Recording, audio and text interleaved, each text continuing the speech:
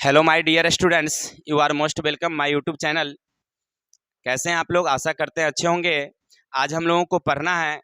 आज आपको हम पढ़ाएंगे जो क्लास 9th का सेकेंड चैप्टर केमिस्ट्री का है, पदार्थों का वर्गीकरण, जिसका हमने पहले ही 4 वीडियो आपको दे चुका हूं। उसको देख लेंगे तो आपको लघुत्तरी या तिलघुत्तरी जितने क्वेश्चन हैं वो आपको समझने में सुविधा होगी। इसलिए हमारे चैनल पर जाएं और चैनल पर चारों वीडियो को बारी बारी से देखें। उसमें पार्ट 1, पार्ट 2, पार्ट 3, पार्ट 4 करके लिखा हुआ है पदार्थों के वर्गीकरण। चैनल का नाम आपको मालूम होगा, ऑलवेज न्यू 142। ठीक है, ज्यादा समय न लेते हुए हम लोग चलते हैं। अति लघुत्तरीय क्वेश्चन क्या कह रहा है, क्वेश्चन को कैसे आंसर लिखेंगे समझते हैं। नंबर 1 है, क्या धातुएं तत्व होती है? क्या धातुएं तत्व होती है? अब धातु कौन कौन सा है? तो धातु है हमारा सोना। धातु हमारा क्या है? सोना, चांदी, हीरे। नहीं, ये सब क्या है? हमारे धातु हैं, याद रखेंगे। धातु कौन कौन? तो सोना, चांदी, लोहा, तांबा, जस्ता, ये सब धातु हैं। अब क्या आप धातु को तोड़ सकते हैं क्या? यानी सोना को तोड़ सकते हैं? नहीं। तांबा को तोड़ सकते हैं? नहीं। इसी तरह से जितने भी चीज है ना उसको आप तोड़ नहीं सकते हैं। यानी कहने का अर्थ है कि हमने बताया था तत्व की परिभाषा, एक ही प्रकार के परमाणुओं से बनी पदार्थ को, एक ही प्रकार के परमाणुओं से बनी पदार्थ को तत्व कहते हैं। तत्व में क्या बताया था हमने? तो ऑक्सीजन, सोना, चांदी, लोहा, ये सब क्या है? तत्व है। अब कह रहा क्या धातु तत्व है? तो हाँ, धातु एक तत्व है, क्योंकि धातु लोहा है तो वो भी तत्व है, सोना धातु है वो भी तत्व है। नहीं कोई दिक्कत? तो क्या धातु तत्व हैं? तो हाँ, धातु तत्व है। क्लियर? फिर से समझ लेते हैं। हमने बताया था तत्व, एक ही प्रकार के परमाणुओं से बनी पदार्थ को तत्व कहते हैं, जिसमें उदाहरण में हमने दिया था हीरा, ऑक्सीजन, कार्बन, लोहा, जस्ता इत्यादि। फिर हमने क्या किया था, आगे जाकर के धातु को हमने 3 वर्गों में बांट दिया था, धातु, अधातु, उपधातु। यानी कि तत्व 3 भाग में बट गया। तत्व 3 भाग में, कौन कौन? धातु, अधातु, उपधातु। तो क्या धातु तत्व है? तो हाँ, धातु भी तो तत्व है। क्लियर? तो आपसे क्वेश्चन क्या लिखेंगे वहां पर आंसर में? हाँ, धातुएं तत्व होती है। जैसे हमने बताया था नहीं कि तत्व को कितने भागों में बांटा गया? 2 भागों में। आगे हैं, तत्व को 2 भागों में बांटा गया था, धातु और अधातु। तो धातु भी एक तत्व हो गया। नहीं सॉरी, यहाँ पर गलती हो गया है। यहाँ पर क्या लिखेंगे हम लोग? तत्व। सॉरी, यहाँ पर गलती है। यहाँ पर क्या लिखेंगे हम लोग? तत्व। तत्व को कितने भागों में? 2 भागों में। चलिए आगे है, 2 पदार्थों के रासायनिक संयोग से, 2 पदार्थों के रासायनिक संयोग से जो पदार्थ बनता है वह क्या कहलाता है?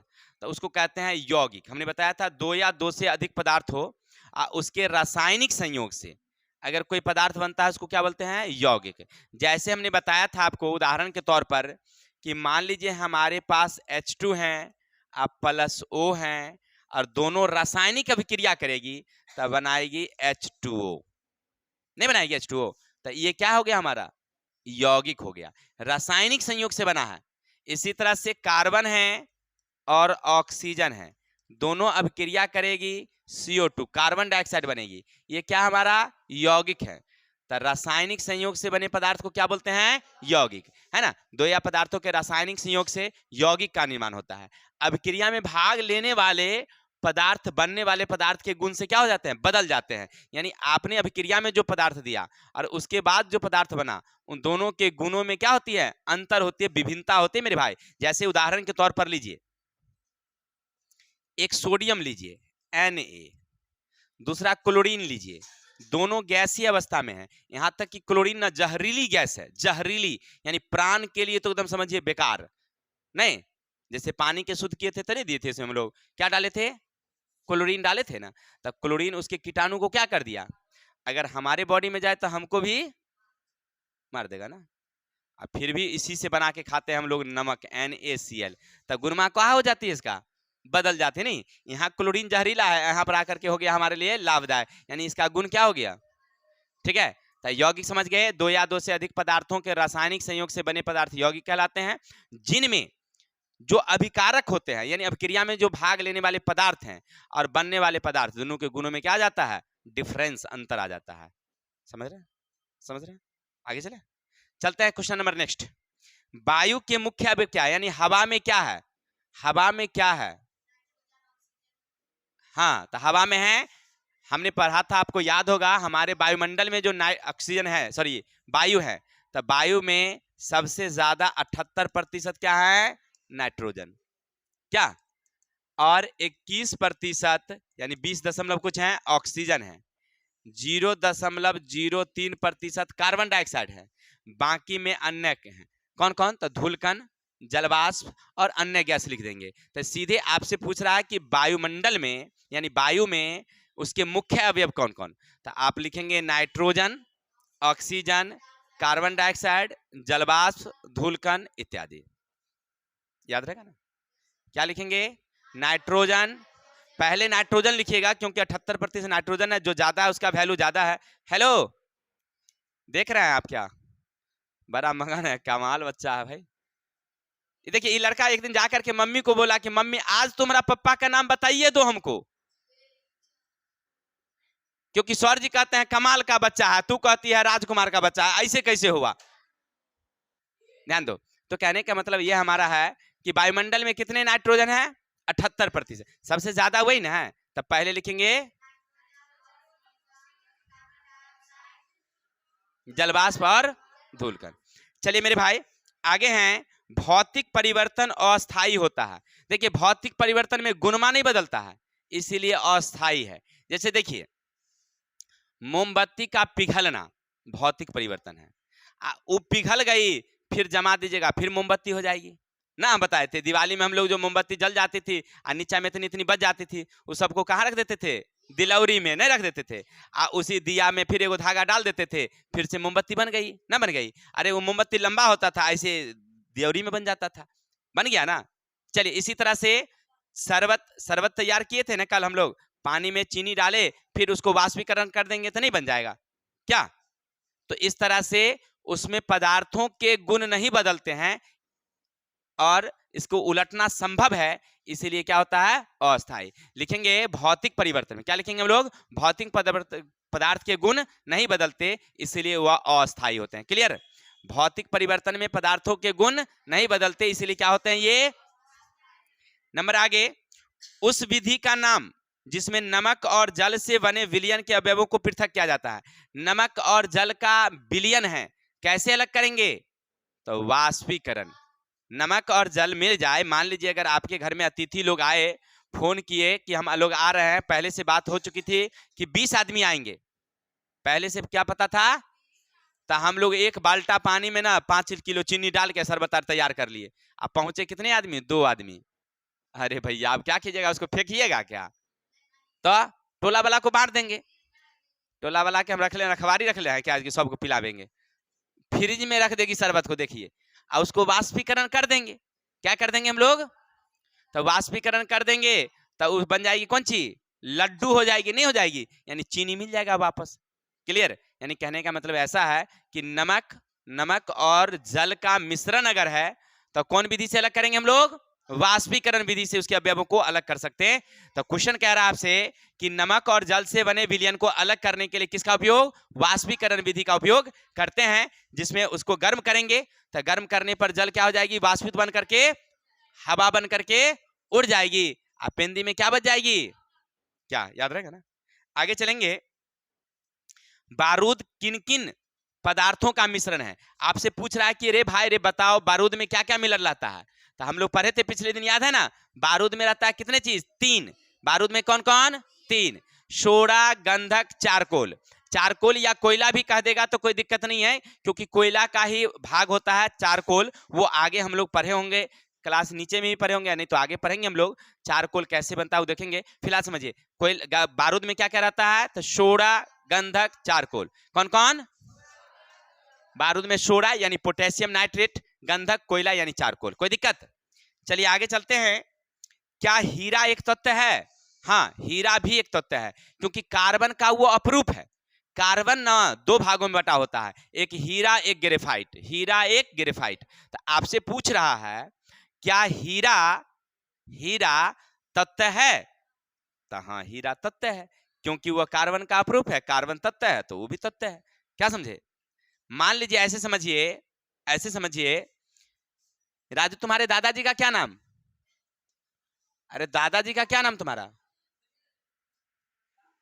अब इसको मालूम नहीं है, चलिए मान लीजिए कुछ भी, हम अपने दादाजी का ही नाम लिखते हैं। हम अपने दादाजी का नाम भगवान सा, हमारे दादा का क्या नाम था?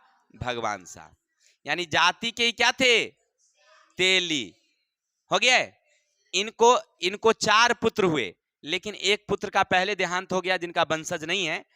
शादी के बाद उनका देहांत हो गया था, तो उनकी पत्नी यानी कि हमारे जो चाची लगते, वो फिर दूसरी जगह शादी कर लिए। उन्हें कुछ ही दिन के बाद उनके बाद मृत्यु हो गई थी, तो उनका वंशज नहीं हमारे यहाँ। ये बच गए अब कितने? 3।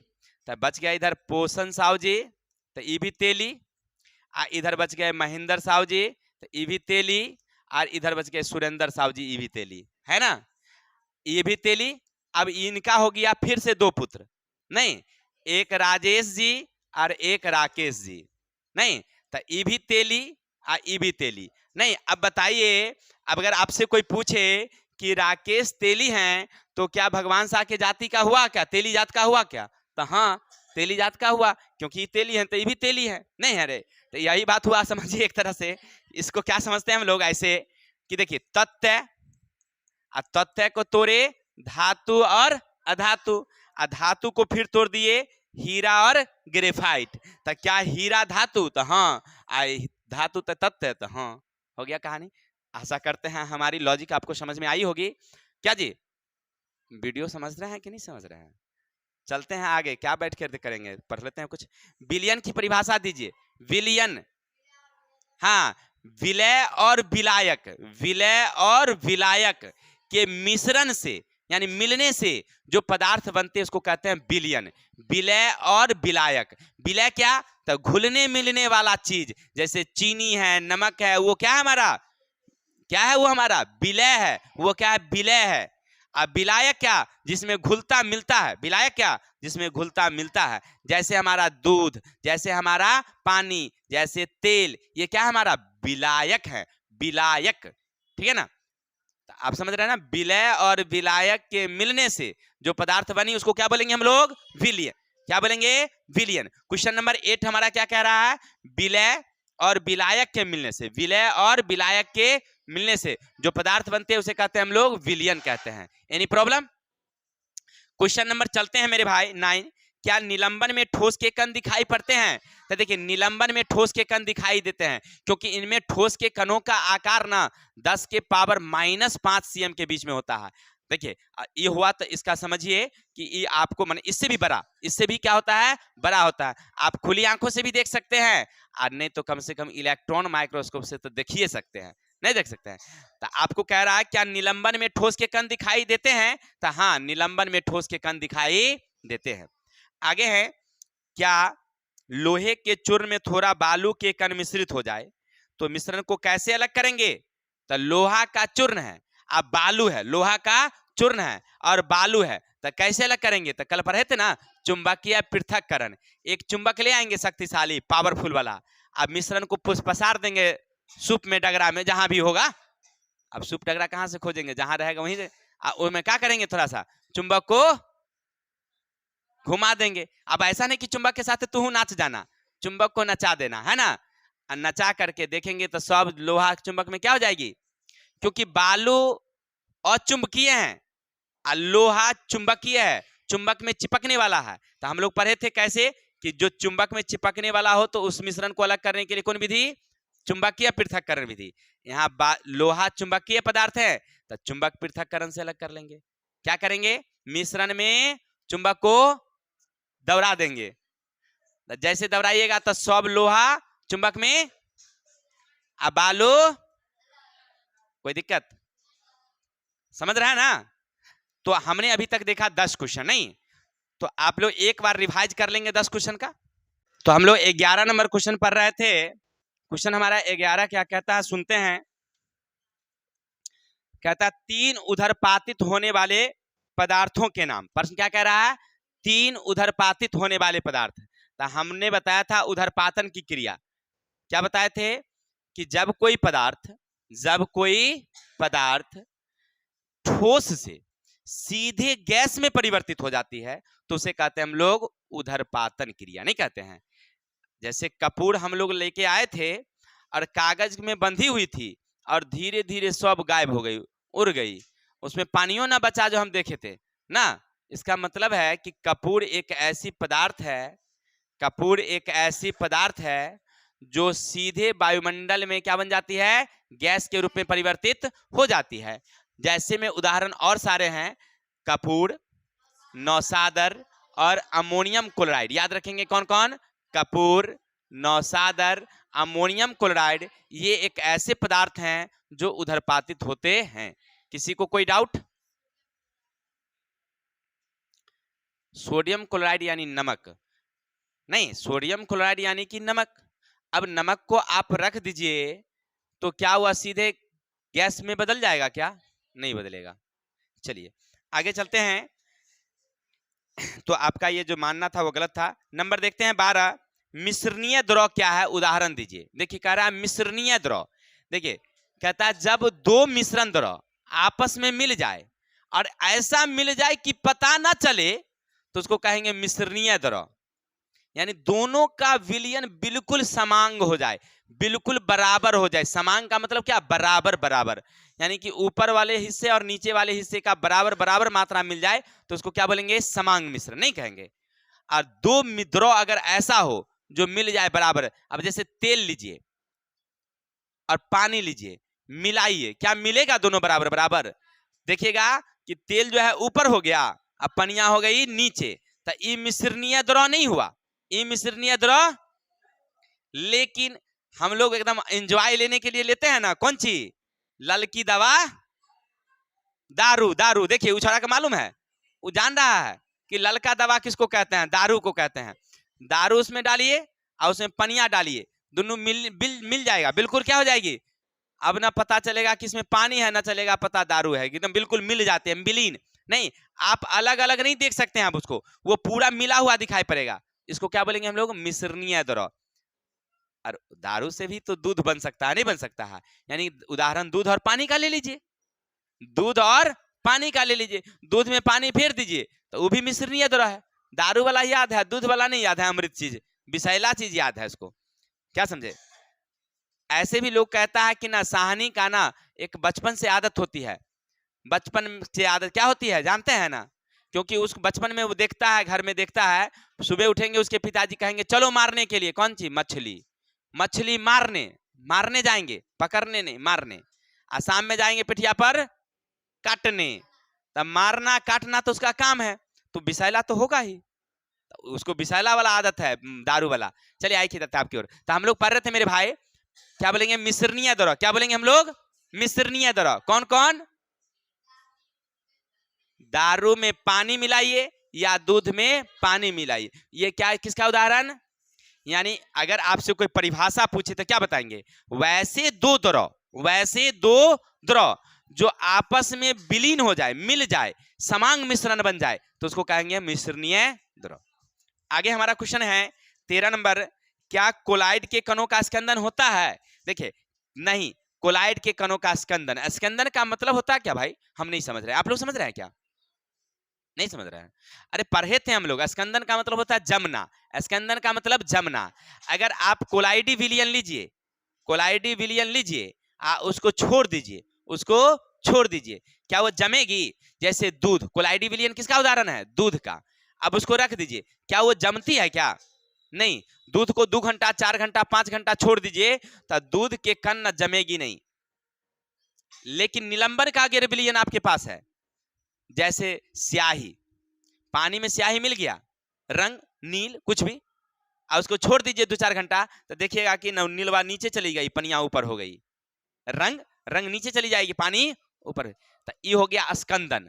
मिट्टी लीजिए, पानी लीजिए, मिला दीजिए, छोड़ दीजिए, मिट्टी धीरे धीरे क्या हो जाएगी, ऊपर आ जाएगी, नहीं आ जाएगी। तो ये हो गया निलंबन की, ये किसका उदाहरण, निलंबन का। दूध हो गया कोलाइडी का, दूध हो गया, क्या बताइए, दूध के कण तो आपको दिखाई पड़ता है ना, हो दूध में क्या क्या रहता है, प्रोटीन, वसा और जल।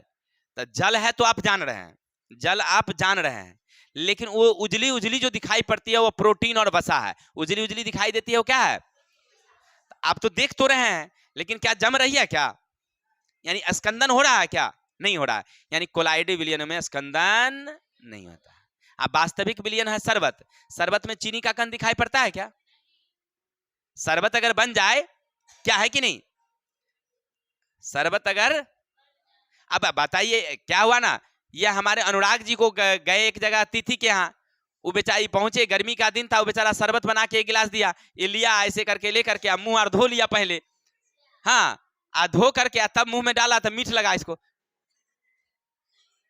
बड़ा असर से देखता है, ये क्या हो गया भाई, मुंह लसर लसर हो गया यार, जो लाए थे क्रीम मुंह लगा के वो गड़बड़ा गया। देखिए क्योंकि उसको पता नहीं चला कि शरबत है कि, यानी आपको देखने से पता नहीं चलेगा, उसको पीने के बाद पता चलता है कि मिठास है तो शरबत है, और नहीं तो वो पनिया है ना जी। तो हम लोग क्या पढ़ रहे थे मेरे भाई, कि क्या कोलाइड के कणों में स्कंदन होता है क्या, तब बोलेंगे कोलाइड के कणों में स्कंदन नहीं होता है, कोई दिक्कत। आगे चलते हैं, जल में उपस्थित हानिकारक जीवाणु, अगर कोई जल में उपस्थित हानिकारक जीवाणु है तो उसको नष्ट करने के लिए किसका उपयोग करते हैं, तो क्लोरीन गैस का या ब्लीचिंग पाउडर का, इसको विरंजक चूर्ण भी कह सकते हैं। देखिए उसके उपयोग करते हैं हम लोग किसका, ब्लीचिंग पाउडर, क्लोरीन गैस। आपका किताब तो कह रहा है केवल क्लोरीन गैस का ही, तो आप आंसर में क्लोरीन गैस ही मारिएगा, ऐसे ब्लीचिंग पाउडर का भी होता है उपयोग, नहीं रे, हम लोग क्लास 10th में पढ़े हैं ब्लीचिंग पाउडर के बारे में, ये पानी के सफाई में इसका उपयोग होता है। जैसे होता है ना कि पहले ना कुआं का पानी लोग यूज करता था, और ज्यादा दिन कुआं को छोड़ने के बाद क्या हो जाता था, उसकी पानी में ना बदबू आ जाती थी, गंदगी आ जाती थी, कीटाणु विषाणु आ जाता था, तो सरकार की तरफ से हो या लोग अपना कुआं में क्या करते थे, थोड़ा सा ब्लीचिंग पाउडर डाल देते थे, 1-2 दिन डाल दीजिएगा तो तब तक पानी अच्छा नहीं लगेगा, 1-2 दिन के बाद पानी अच्छा लगेगा, तो वो ब्लीचिंग पाउडर डालने से ना पानी साफ हो जाता था, क्लीन हो जाता था, माने कीटाणु विषाणु मर जाता था। तब पानी को साफ करने के लिए किसका उपयोग, आशा करते हैं समझ में आ रही होगी। आगे चलते हैं मेरे भाई, दूध से मक्खन कैसे निकाला जाता है, तो दूध से मक्खन अपकेंद्रन विधि द्वारा, किस विधि द्वारा, अपकेंद्रन, किस विधि द्वारा। आगे हैं, आयोडीन में धात्विक चमक होती है, क्या आयोडीन को धातु माना जाता है, देखिए आयोडीन में धात्विक चमक है, लेकिन आयोडीन को हम ना धातु नहीं मानते हैं, क्योंकि पूरा धातु वाला गुण, अरे एक गुण हो गया तो क्या हो गया, क्या नहीं हुआ। अब जैसे देखिए ग्रेफाइट, वो विद्युत के सुचालक है, क्या धातु है, क्या नहीं, तो आप क्या लिखेंगे, आयोडीन में धात्विक चमक है, आयोडीन में धात्विक चमक है, लेकिन धातु के अन्य गुण जो हैं वो आयोडीन में नहीं पाया जाता है, इसीलिए वह क्या है, ठीक है ना, याद रखेंगे। धातु में क्या लिखेंगे, आयोडीन धातु वाला गुण है, आयोडीन में धातु वाला गुण नहीं है, इसलिए उसको हम लोग धातु में नहीं रखते हैं। आगे हैं, ठोस गैस के मिश्रण का एक उदाहरण, ठोस और गैस हमने कहा बताया था, मिट्टी वाला नहीं, खेतों की मिट्टी की जब जुताई होती है ना, तो देखिए ऊंचाई हो जाती है ज्यादा, लेकिन पनिया पड़ती है तो ऊंचाई क्या हो जाती है, कहां चली गई ऊंचाई, ये ऊंचाई हुआ कैसे, फिर गया कहां, बताइए, क्या कुमकुम उसमें से मिट्टी उठा के ले गई क्या, नहीं रे, वो ले नहीं गई थी, हुआ क्या ऐसा कि जब वो जुताई हुई ना, उसके मिट्टी के कणों के बीच में हवा जाके फंस गया, हवा फंस गया, जिसके कारण उसकी ऊंचाई क्या हो गई, बढ़ गई, हवा के कारण उसकी ऊंचाई, जब बारिश हुआ पानी पड़ा तो सब हवा भाग गया उसमें से निकल के, डूबिए जाएगा पानी में ना, हवा को लगा कि डूब जाएंगे पानी में, वो बेचारा भागा जान लेके, तो हवा निकल गया तो मिट्टी, क्या जी ये नहीं होता है। तो अब क्या समझे उदाहरण में, मिट्टी के कणों के बीच हवा ठोस और गैस का उदाहरण है, ठोस और गैस का उदाहरण, तो मिट्टी के कणों के बीच हवा, क्लियर। आगे है क्वेश्चन हमारा, नमक के एक जलीय विलयन तनु बनाने के लिए छात्र को गलती से जल के स्थान पर एसीटोन मिला दिया, उस प्रक्रिया का नाम एसीटोन को पुनः प्राप्त किया जाता है। देखिए नमक का जलीय विलयन, अब तनु बनाने के लिए उसको दिया गया है, वो गलती से क्या लगा दिया, एसीटोन, अब इसको किसका उपयोग करेंगे, तब पृथक्करणीय कीप का, नहीं गलती से उसने मिला दिया है तो क्या मिला कला देंगे, पृथक्करणीय कीप का उपयोग करेंगे, जिसकी सहायता से अलग अलग कर लेंगे, तेल अलग हो जाएगी और जल अलग हो जाएगी। आगे चलेंगे, 60 डिग्री सी ताप पर निर्मित पोटेशियम क्लोराइड के एक संतृप्त विलयन कमरे के ताप पर ठंडा किया जाए तो क्या होगा। देखिए पोटेशियम क्लोराइड है और संतृप्त विलयन है, कमरे के ताप पर अगर ठंडा करेंगे तो वह ठोस के रूप में, यानी वह जो पोटेशियम क्लोराइड है ना वह किस में बदल जाएगी, ठोस के रूप में परिवर्तित हो जाएगी। क्लियर। आगे हैं, धुआं और कुहासा दोनों एरोसोल हैं, तो दोनों में क्या अंतर है, सीधा आपके वहां पर तो संकेत में लिखा हुआ है ही, लिखेंगे धुआं प्रक्षेपित कण ठोस। धुआं का प्रक्षेपित कण क्या है? कुहासा। कुहासा का मतलब प्रक्षेपित कण क्या है? द्रव है। जब देखे होंगे आप लोग सुबह में आते होंगे ठंडा में, याद है ना, एकदम आए चेहरा पर पानी उनी, बालूल में पानी उनी एकदम लग जाता है, नहीं लग जाता है क्या? यानी कुहासा में क्या है? द्रव। धुआं में क्या है? ठोस। धुआं में ठोस, कुहासा में। तो आशा करते हैं आप लोग समझ रहे होंगे क्वेश्चन। नहीं, अगर हमारी वीडियो से आपको कुछ समझ में आ रही हो तो हमारे वीडियो को लाइक कमेंट। बाकी हम लोग नेक्स्ट मिलते हैं, तब तक के लिए जय हिंद। अगला हमारा वीडियो आ रहा है जल्द, जल्द आ रहा है। कौन? इसी का लघुत्तरीय क्वेश्चन के साथ।